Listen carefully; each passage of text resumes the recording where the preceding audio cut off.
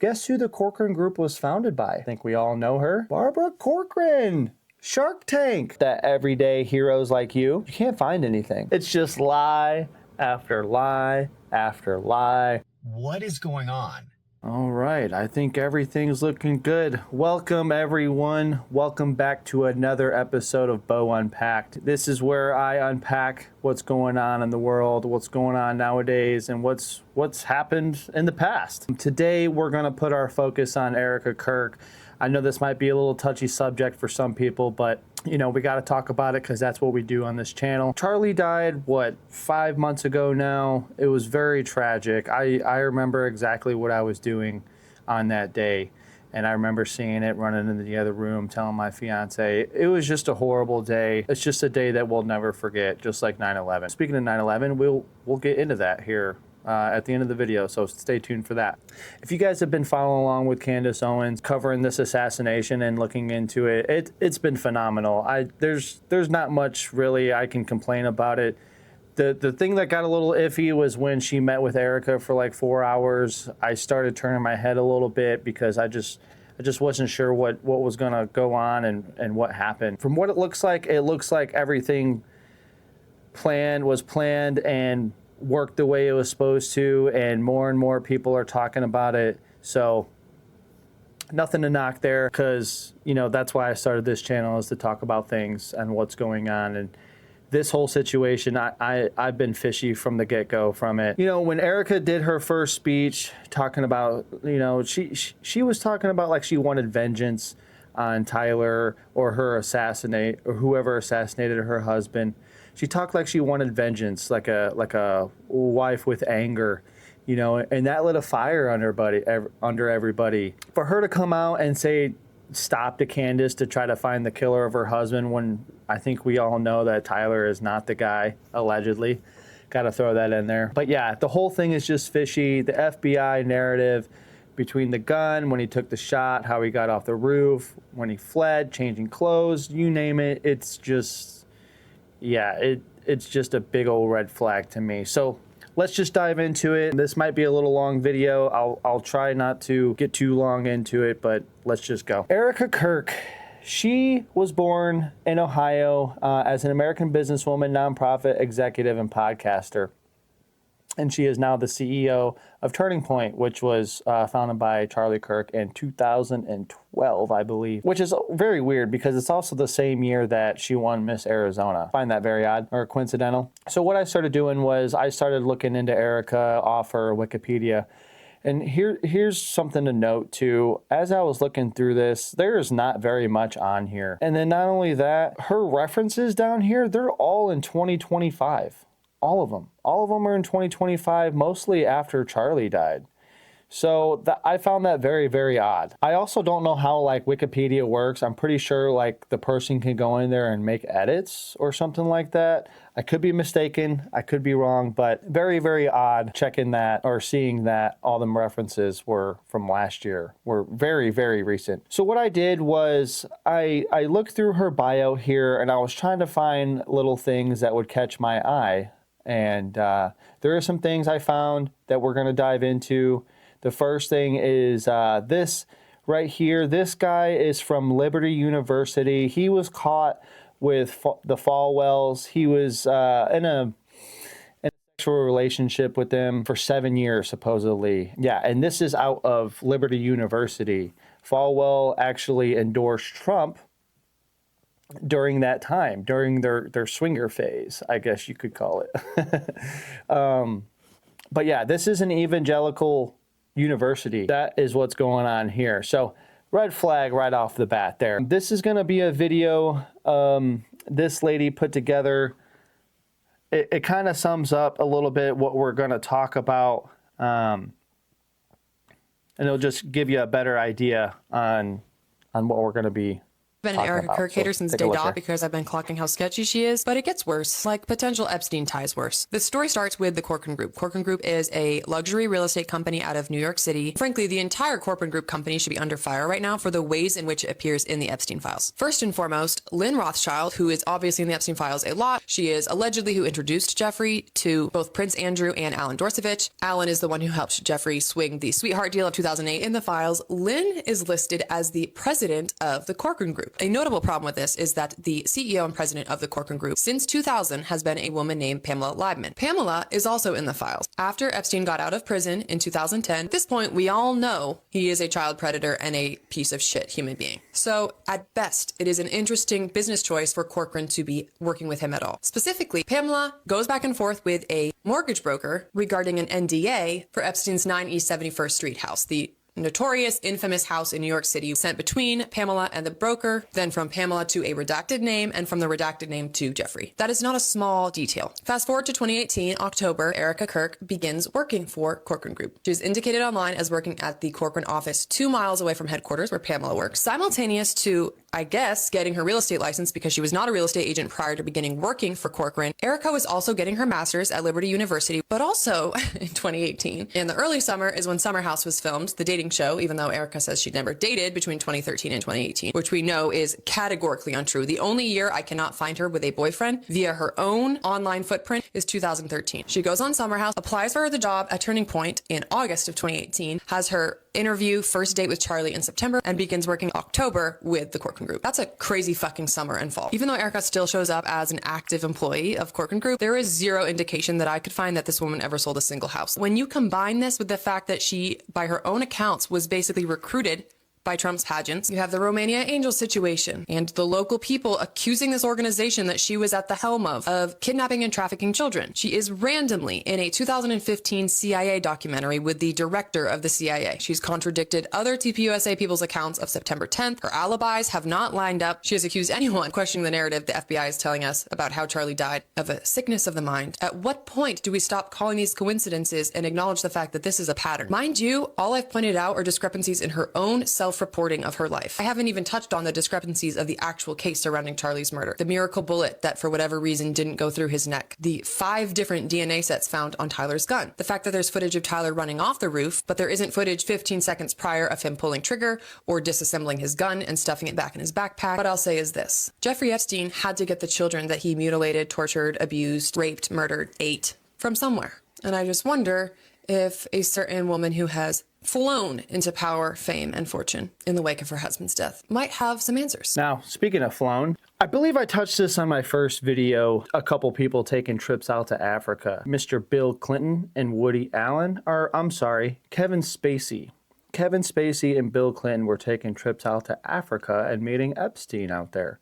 Now, I want to touch on something on who else was taking trips out to Africa with their nonprofit. Ah, yes, Everyday Heroes Like You, founded by Erika Franzwe in 2006. And guess where she was taking trips out to? Skip Europe, go to Africa. Nonprofit, charity work. That's exactly what Epstein was working with in Africa with Clinton and most likely Kevin Spacey, allegedly. I don't want to assume anything, but I mean, it's all in the files, guys. It's all right there. You know, all this stuff just kind of connects with one another. You know, it's very, very fishy. Very, very fishy, red flag, and it raises the eyebrow. Okay, so I seen this article about Erika. It was a couple days after that Fox put out after Charlie passed away, but something caught my eye when I seen this quote by Erika. She said, "My husband is on college campuses getting screamed at by college kids as he's trying to share with them the truth. And he is so calm." Erika Kirk described, "Would I be calm? No, I wouldn't. I would barely go to those only because I don't trust myself, not climbing over the table and attacking someone in the crowd because I'm very protective of my husband."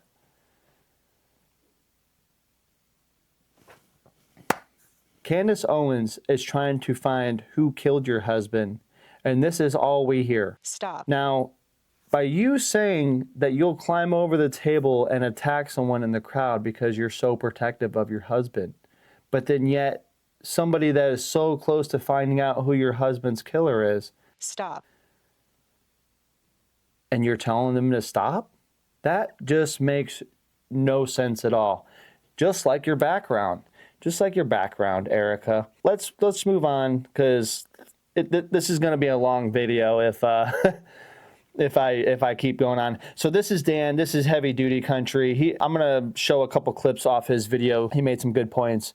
Very cool guy. Covers quite a bit with the Charlie Kirk stuff. Covers the files as well. He's got great merch. Christ is King always. So let's see what he has to say. It's starting to seem like that's not what happened. So here's the first thing I want to go over, and this is from Nissi Social.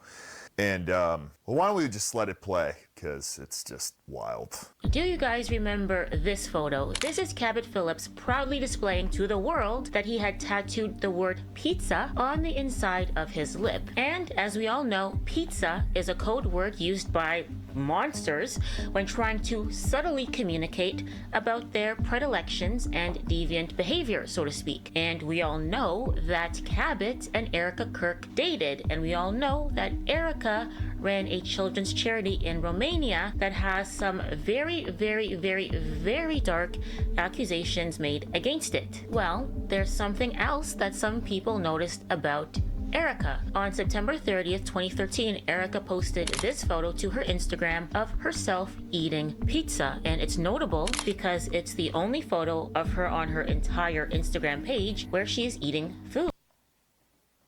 Pizza sound familiar? It's the only thing on her Instagram that shows her eating food. And it's pizza.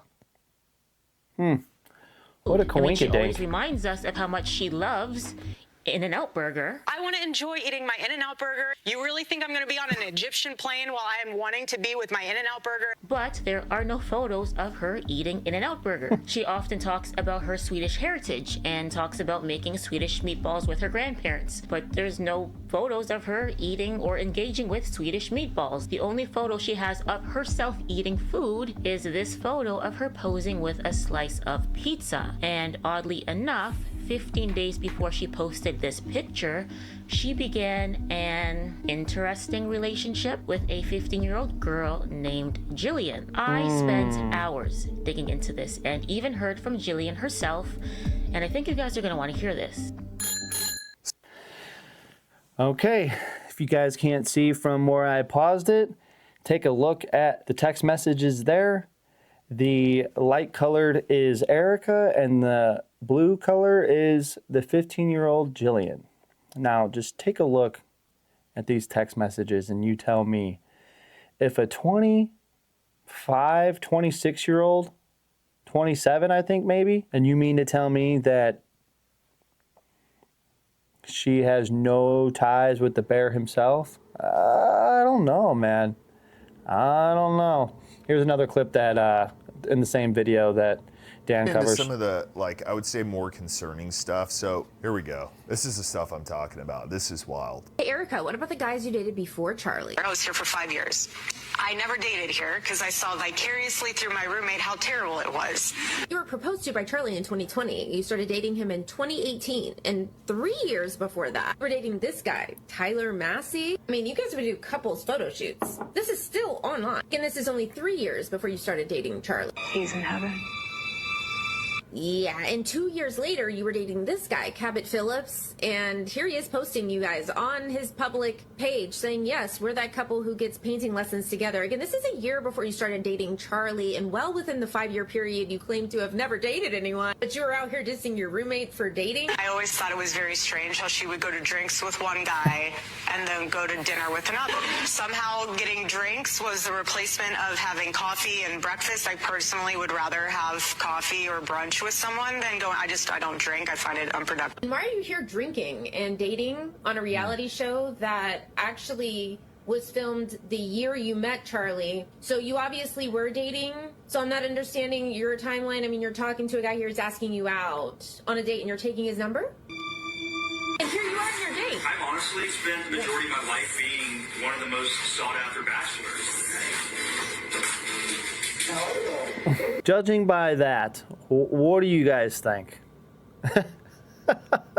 It's just lie after lie after lie. And then you got people on X just coming out the woodwork. on every little thing that Candace says, just saying how much she lies and what she's saying and is so damning and damaging to everything that Erika's got going on. And, you know, Erika has no experience. Stop. And running a business, let alone a multi-million-dollar business. She has sought after the limelight for so long. Stop. And she has finally got it. And if you ask me, the way Charlie was going, I would not be surprised if Erika was Charlie's handler. Differently, so if someone's acting weird, don't read into that. It is just point blank in the face. They met in Philadelphia. He was doing what he was doing with the company. He was for Philadelphia at the time, and then once October 7th happened and Philadelphia started bombing Gaza, that is when stuff started getting really weird. And Erika is just screaming red flags all over the place. Here we have her bio. I was scamming through this and I noticed that she went to Arizona State University. Epstein has a lot of ties with Arizona State University, with the professors, the deans, you name it, which we'll get into here in just a second. So what I did was I looked up who taught political science at Arizona State in 2012, because that was the year that she graduated, and this Patrick Kenny came up.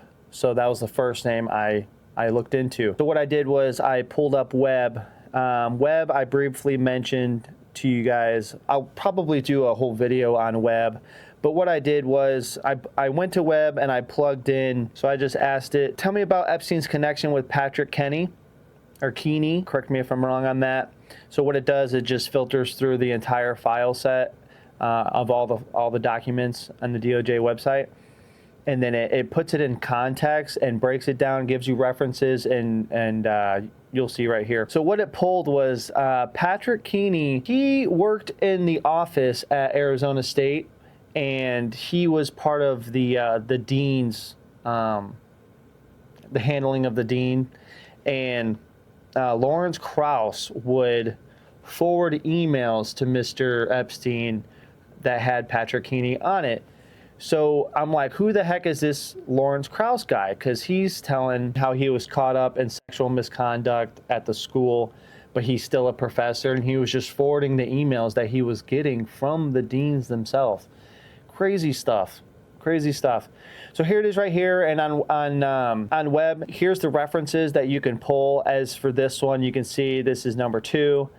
You can just click on it here, okay, and then it'll pull it up. Okay, so here's Mr. Krauss right here forwarding these emails to Mr. Epstein. So what I did was I looked up Mr. Krauss here, checked his bio, and he's got a lot on here. He has ties with Harvard, as you can see. We've talked about Harvard and MIT in my last video, but you can see the bear has ties with everything, anyone, and everywhere. It just goes so deep, so deep. You can see down here it talks about his relationship with Epstein, and you can see it's a lengthy article here. Okay, and here we go. Look at this: Kevin Spacey, Bill Clinton. Look at that. Look at that. They're all just, I'm telling you guys, they're just all tied in with one another. They're just all in cahoots. All in cahoots. So after that, I looked up on Grok a list of professors from 2008 to 2012, and I just wanted to start sifting through them. I didn't really find anything, but the only thing that I did find, okay, given Erika's background, talking to the teenager that's a female, and correct me if I'm wrong, I believe there was just another female that came out that she was talking to that was underage, so allegedly. Stop. V. Spike Peterson, I checked her out, and what struck out to me is, this is V. Spike Peterson. What struck out to me is that she received an honor in 2018 for LGBTQA. Okay, so she's heavy into that kind of stuff.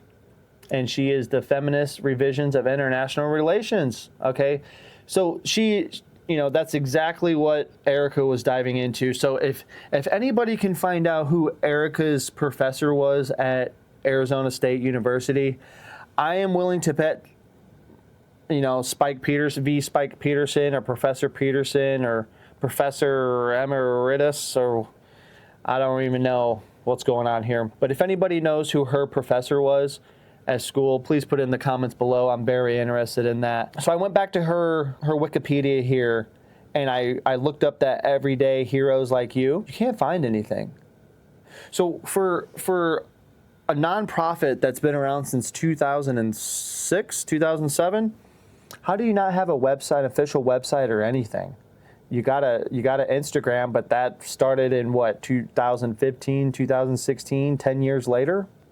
I feel like that was just kind of like to cover your butt or something like that. Because here you are, this is really the only thing I could find. And that's it. So what did I do? I looked up this location and contact number. So the location, if you do the Google Maps view, this is where it takes you. Paradise Greens, 8321 East Glendale Drive. And that's exactly what this is. And it's not here, and it's not this either. Okay, that's a clothing brand. So red flags. And if I'm not mistaken, Wolves in Finance on YouTube, he went to this location, I believe, and tried to find it and could not find it either. Correct me if I'm wrong on that. So I'm at the address that was listed on the 990 form, and this is strange. This is a strip mall. So I'm going to get out, I'm going to take a walk around and see if I can find the business 110 LLC. Okay, I've walked past all the suites. I've checked all the doors. The business 110 LLC, as far as I can tell, is not here. What is going on? I also went and looked up the phone number as well. And what did I find? I found that same article I just clicked on. And then I also clicked on this as well through Threads. And then this guy also, Romanian Angels and her other nonprofit under the umbrella of Romanian Angels, everyday heroes like you, and have no valid nonprofit website, no valid emails, and no valid phone numbers for either of their nonprofits. This is concerning on so many levels. And honestly, I wanted to ask questions about her nonprofits direct. Red flag. Woo, woo, woo, woo, red flag all day. And if you scroll down through here, there's other people that join in on the conversation and say that they tried to call and it just went straight to a voicemail. Let me see if I can find that real quick. Right here. There was no contact information available except for one phone number. That phone number, which is the one that we plugged in, which I called and got an immediate answering machine. My boss is unavailable, but if you leave your name and number, I will make sure my boss calls you.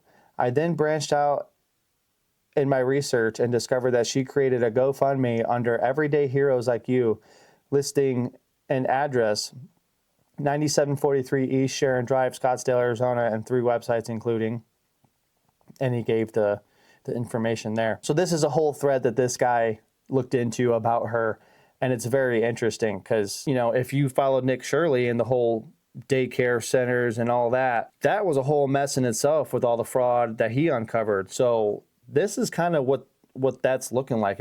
All this stuff almost looks like a cover-up. So what I did was I went back to her Wikipedia and looked through this Regis University, didn't find anything. And so the last thing that comes up is this Corcoran Group.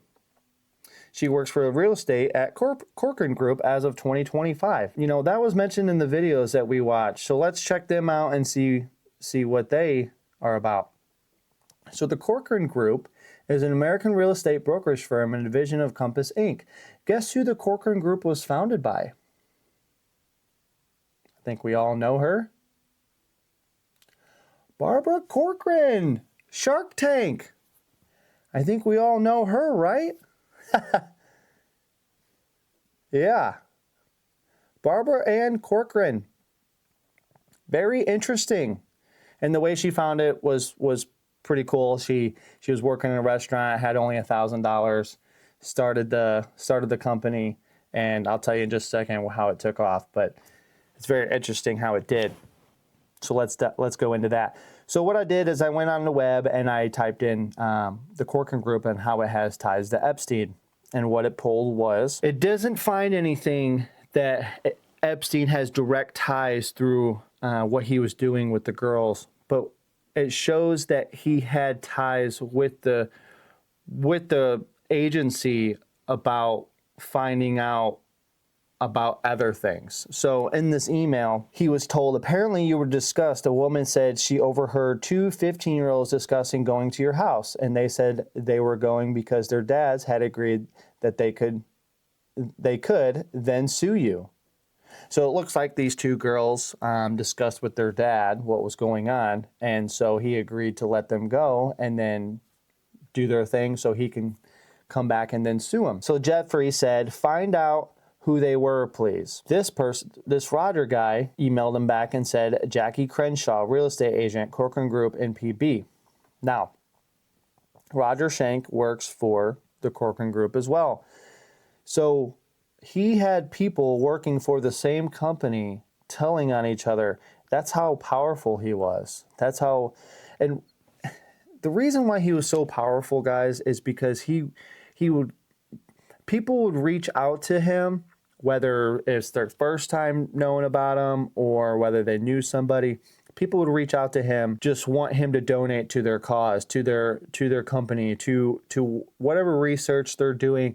And by him doing that, that now gives him power, leverage through that company for any time, anywhere that he would need them for anything. And he would do that for thousands of places, thousands of things, scientists, engineers, you name it. He was doing it. Music, we went through the whole music realm in my other video. It's absolutely insane.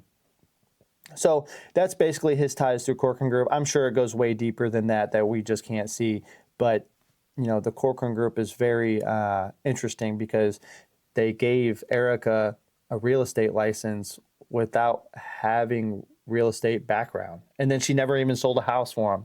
Stop. Very interesting. So as I was reading through here, it's just a breakdown of the history of Corcoran Group. They sold $4.2 billion worth of real estate in 2002, which I'll get into in just a second. So as I was reading down through here, I noticed something that caught my eye. It was very interesting because it made me look at Barbara just a little differently. So as we get down here, right here, Corcoran remained with the group as chairwoman, talking about Barbara. There was some speculation as to the longevity of the unique perks to which she treated her brokers, such as free weekly massages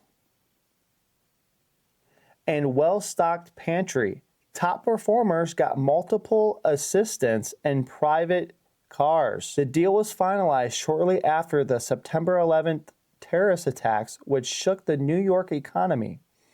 The #1 Manhattan apartments for sale, those for rent, spiked dramatically after the catastrophe, reported the International Herald Tribune. So basically what happened was, after 9/11 happened, Barb and her real estate absolutely exploded. And she ended up selling $4.2 billion worth of real estate.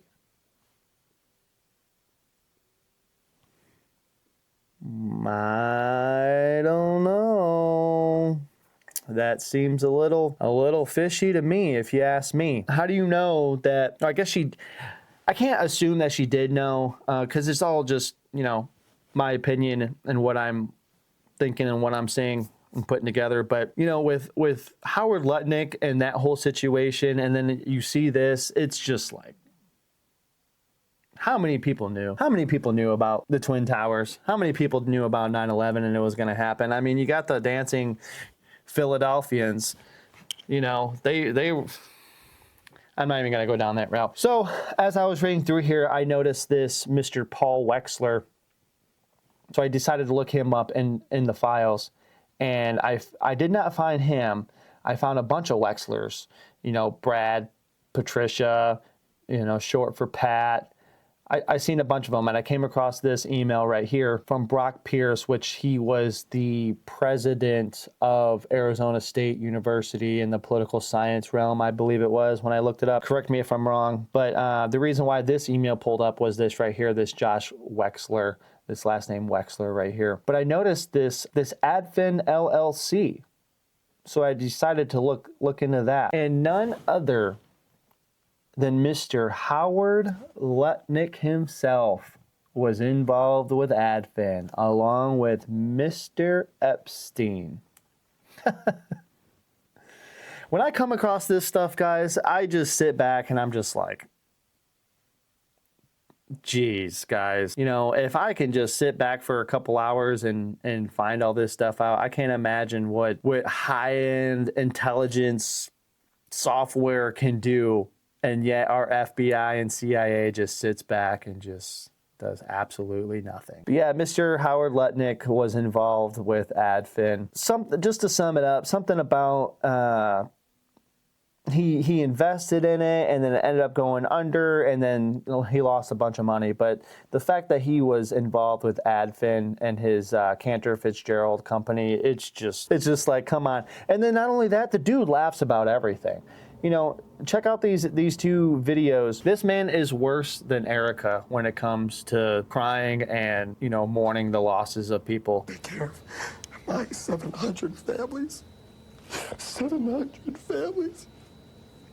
I have 700 families. I can't say it. I can't say it without crying. Give me a break. Now look at this interview. This is right after 9/11, and the dude is smiling. I don't know if he smiles for everything, because everything that Trump ever says, he smiles about. So, you know, it could just be who he is. But when it's going through times that he has gone through, it is not the time to smile and laugh and giggle.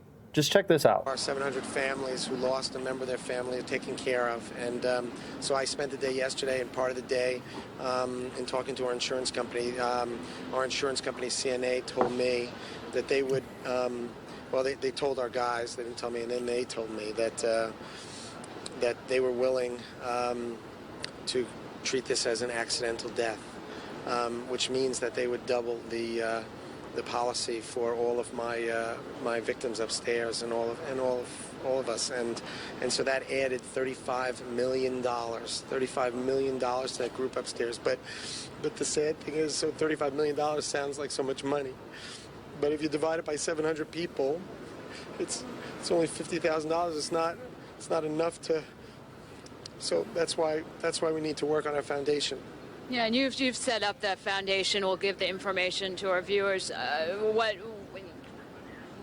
Explain the needs of these young families. Many of your traders were just in their 30s. We've got the average employee we have is around 33 years old. So they're just married. We have probably a dozen women who are pregnant with babies who just lost their husbands.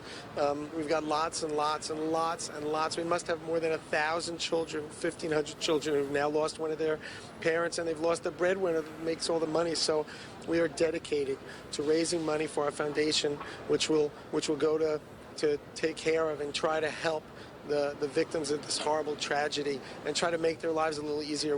Now, I want to tell you guys something. All this man got upset about was when he started talking about money. Okay? All that money that got doubled up because it was labeled as an accident, you know where all that money went to? It didn't even go to the victims' families. No. It went straight into his pocket. Just like, you know, Lucky Larry. We all know Lucky Larry just so happened didn't go to work that day either.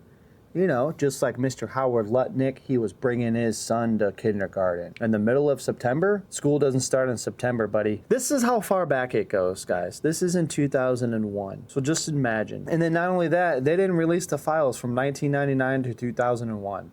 So that's another topic, but that's all I got for this one. Thank you for walking me through the very beginning with Erika to where it now turns into 9/11. I mean, each one of these videos, we start from one place and we just end up on the whole other side of the map. Thank you all again. Don't forget to leave a like, hit that subscribe. Let me know in the comments of your guys' thoughts about this video, what you'd like for me to cover, or anything like that, or what you guys discovered. That's it for this one, and we'll see y'all in the next one.